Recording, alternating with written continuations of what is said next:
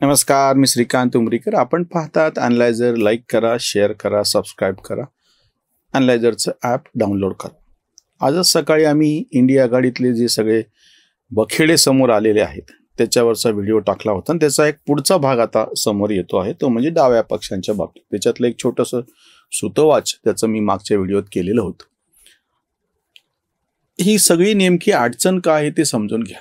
सगळ्यात पहिली गोष्ट म्हणजे 2014 म्हणजे 2004 पासून ते 14 पर्यंत सलग 10 वर्ष मनमोहन सिंग जरी पंतप्रधान होते तरी सूत्र सगळी सोनिया गांधींकडून हलत होती. सोनिया गांधी ज्येष्ठ नेते आहेत, त्यांच्याबद्दल कोणाचे किती मतभेद असो, पण त्यांचं ज्येष्ठत्व आणि त्यांच्या जोडीनं अहमद पटेल सारखे जे सगळे मॅनेज करणारे लोक होते त्याच्यामुळे ते सत्तेचं गणित सगळं जमून येत होतं. जोडतोड सगळी शक्य होती आणि त्या सत्तेच्या झाडाची फळं आपल्याला चाखायला मिळतात हे कळल्याच्या नंतर बाकीचे सगळे मुंगळे त्या गुळाला चिटकत होते. हे ते सगळं 2004 ते 14 ह्या काळातलं सगळं चित्र आहे. राहुल गांधी सारख्यांना म्हणजे काय म्हणता येईल, त्याला एखाद्या मोठ्या घरातला लाडावलेला पोरगा किंवा एखादा लाडावलेला राजपुत्र जसं त्याला मनमानी करतावं, त्याच्यावर प्रत्यक्ष जबाबदारी काही नसते आणि त्याला कोणी कशी मनमानी करू देतं त्याच्याकडे दुर्लक्ष करतात, असा काहीसा प्रकार राहुल गांधींच्या बाबतीमध्ये होता. अगदी त्यांनी तो अध्यादेश शासनाचा फाडला पत्रकार परिषदेपर्यंत, तरी कोणाला काही वाटलं नाही. अडचण कुठून सुरू झाली मी तुम्हाला सांगतो. प्रत्यक्ष 2014च्या लोकसभा निवडणुकीच्या साठी म्हणून पंतप्रधान पदाचा चेहरा म्हणून जेव्हा राहुल गांधींना पुढे करण्यात आलं आणि त्यांच्या नेतृत्वात आपल्याला लढायचं असं म्हणल्याच्या नंतरची सगळी समस्या सुरू झाली. ती अजूनही संपायला तयार नाही.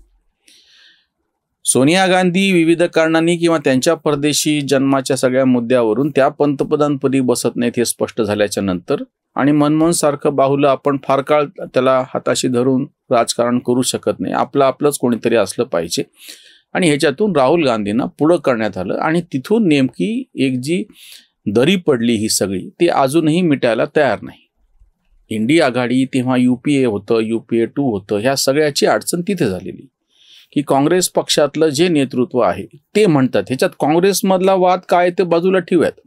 G23 त्या सगळ्यांनी पत्र लिहिली, बाहेर पडली, किंवा आज जे त्यांच्या बाजूनं बोलतात ते संजय झा सारखे त्यांचे तथाकथित प्रवक्ते की ज्यांना सस्पेंड केले गेलेले, त्यांना किती राहुल गांधीबद्दल आणि काँग्रेसबद्दल प्रेम होती हो, कारण की ते भाजपचा द्वेष करतात म्हणून. पण प्रत्यक्षामध्ये काँग्रेसची गोष्ट आपण 2 वेळ बाजूला ठेवूयात थोडा वेळ, की काँग्रेसला कुठल्या परिस्थितीमध्ये गांधी घराण्याचं कुंकू पाहिजे, त्याच्याशिवाय जमत नाही, जाऊ द्या. पण बाकीच्या विरोधी पक्षांचं तसं नाही ना. शरद पवार त्याला पडकी हवेली कशी म्हणलेले आहेत. ममता बॅनर्जींनी अधिकृतरित्या पश्चिम बंगालमध्ये मी इंडिया आघाडीत राहणार नाही आधीपासून सांगितलंय. आणि आता जो आम्ही सकाळी आज व्हिडिओ केला की आम आदमी पक्षानं तर अधिकृतरित्या सांगितलं की आम्ही इंडिया आघाडीचा घटक नाही. आणि आताचा जो विषय आहे की जेव्हा राहुल गांधी केरळामध्ये गेलेले असताना जेव्हा ते डाव्यांच्या विरोधात बोलायला लागले आणि डाव्यांची तुलना त्यांनी संघवाल्यांशी केली. आता खरं तर लगेच केरळमधली निवडणूक काही तोंडावरती नाही, निवडणूक आहे बिहारमध्ये, आणि बिहारमध्ये ह्यांच्या आघाडीमध्ये तथाकथित डावे पण आहेत, अगदी मार्क्सवादी लेनिन ML ते पण आहे त्याच्यामध्ये. मग अशा वेळेस तुम्ही एक राजकीय शहाणपण म्हणून तुम्हाला डाव्यांचा विरोध करायचा आहे कारण की तुम्ही तिथे विरोधी पक्षात आहेत, हे सगळं खरं, पण आता लगेच तोंडावरती विधानसभेची निवडणूक नाहीये. आता ताबडतोब तोंडावरती एक तर संसदेचं अधिवेशन, आता हा माझा व्हिडिओ तुमच्या समोर येतोय तेव्हा सुरू झालेला आहे, आणि दुसरं म्हणजे बिहारमधली निवडणूक आहे. मग ह्या पार्श्वभूमीवरती तुम्ही सरळ एक साधा मुद्दा होतो की डाव्यांच्या नावानं शिंतोडे उडवायचं कारण काय होतं. आपल्याकडे औचित्य म्हणून समजा बाहेरचा कोणी माणूस आला असेल तर आपले घरातले जे काही मतभेद असतील ते आपण त्याच्यासमोर शक्यतो काढत नाही, आणखी तसं ते औचित्य नसतं.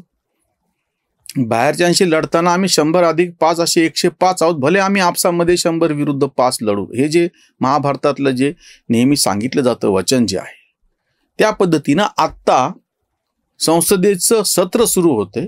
प्रत्यक्ष निवडणूक ताबडतोब कुठली नाही असलीच तर बिहारमध्ये आहे.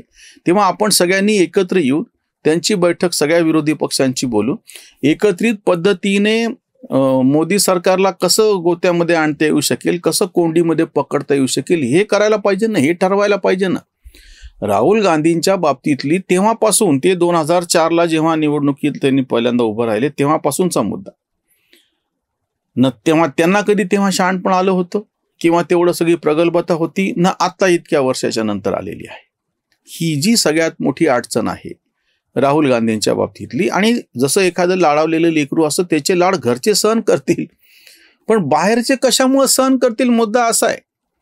ममता बॅनर्जी असो, MK स्टालिन असो, किंवा समाजवादी पक्षाचे अखिलेश यादव असो, अरविंद केजरीवाल, किंवा डावे पक्ष, किंवा उमर अब्दुल्ला जेव्हा काश्मीरमधल्या ह्याच्या बाबतीत निकाल लागल्याच्या नंतर जे काही बोलले होते, आणि तुम्हाला आम्ही फार तर काय एकच मंत्रीपद देऊ, त्याच्या पलीकडे देणार नाही, यायचं ते या नाही तर नका येऊ मंत्रिमंडळात, हे असं वारंवार प्रत्येक ठिकाणी का घडते. किंवा तुम्हाला आता महाराष्ट्रातलं पण उदाहरण मी सांगतो की तेव्हा आम्ही सगळे एकत्र मिळून कसं लढत होतो, आणि आता माझा उमेदवार असा मीपणा कसा आलेला आहे, असं वक्तव्य महाविकास आघाडीचे मुख्यमंत्री राहिलेले उद्धव ठाकरे यांनी केलेले.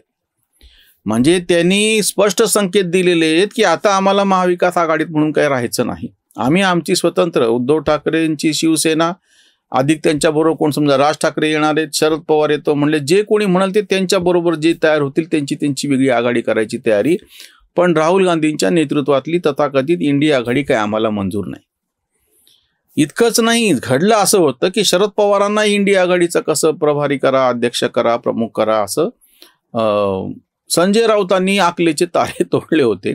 तेव्हा नाना पटोले आणि त्यांनी जे टोला लगावलेला होता की अरे पण तुम्ही स्वतः इंडिया आघाडीचे घटकच नाहीत ना, शिवसेना, तेव्हाची गोष्ट आहे, महाराष्ट्रापुरती आपली महाविकास आघाडी आहे, बाकी काही देणे घेणं नाही. मग तुमच्या आता असं लक्षात येईल की एक धोरण म्हणून, मुत्सद्देगिरीचा भाग म्हणून काँग्रेसनी सगळ्या विरोधकांना संसदेच्या ह्या अधिवेशनाच्या, पावसाळी अधिवेशनाच्या तोंडावरती एकत्र ठेवण्यासाठी म्हणून ज्या पद्धतीची पावलं उचलायला पाहिजे तसं झालं नाही. अजून एक काय अडचण झाली माहिती आहे का, की प्रत्यक्ष संसदेचं जेव्हा मागच्या वेळेस म्हणजे ही संसद स्थापन झाली, लोकसभा अस्तित्वात आली आणि यांना विरोधी पक्ष नेता करायचा असं ठरल्याच्या नंतर पत्र जे गेलेले ते काँग्रेसच्या खासदारांचं गेलेलं आहे की आमचे इतके खासदार आहेत आणि 10% जास्त जर खासदार असतील तर त्याचा नेता हा विरोधी पक्ष नेता, त्याच्यामध्ये पद आम्हाला मिळायला पाहिजे. वस्तुतः ते खरं आहे, एकट्या काँग्रेसचे तितके आमदार आहेत म्हणून, पण खरं तर दिसायला चित्र असं दिसायला पाहिजे होतं की सगळ्या विरोधकांचं मिळून एक पत्र आहे, आमची एकूण संख्या 240 आहे, 34 आहे काहीतरी सगळे मिळून, आणि आम्ही ते यांना आमचा नेता म्हणतो, तुम्ही त्यांना विरोधी पक्ष नेते, निदान दिसण्यासाठी तरी. प्रत्यक्षात टेक्निकली एकाच पक्षाचं किती उमेदवार ते मोजलं जातं, पण चित्र काय दिसायला पाहिजे होतं की सगळ्या विरोधकांचं हे नेतृत्व आहे. तसं ते काँग्रेसने दिसू दिलं नाही, काँग्रेसला गरज वाटली नाही, किंवा त्यांची भारत जोडो यात्रा काढताना त्यांना विरोधकांना विचारावं वाटलं नाही. स्वाभाविकच आता विरोधक पण तयार नाहीत त्यांच्या बरोबरी आले. ही सगळ्यात मोठी अडचणीची बाब आहे.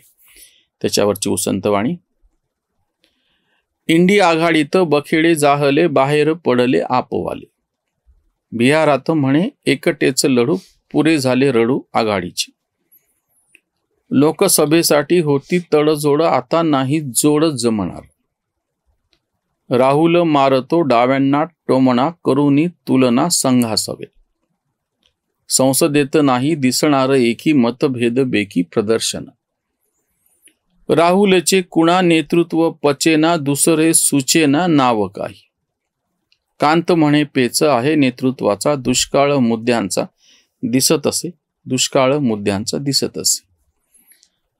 या सगळ्या प्रश्नामध्ये जशी काँग्रेसची गोची आहे, राहुल गांधींच्या नेतृत्वाचं बाकीच्यांना मान्य करायचं नाही, तसं दुसरी पण अडचण आहे ना.